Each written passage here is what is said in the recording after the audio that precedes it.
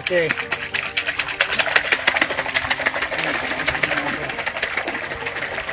Baru-baru ini beredar sebuah video seorang pria nekat berenang bersama hiu paus. Video tersebut diunggah oleh akun Instagram @terangmedia pada Kamis, tanggal 3 Maret tahun 2022. Terlihat dalam video, awalnya pria tersebut terlihat berenang di laut dan mencoba memanggil hiu paus tersebut. Tak lama hiu paus pun datang menghampiri pria tersebut, lalu pria tersebut mencoba meniaki hiu paus itu.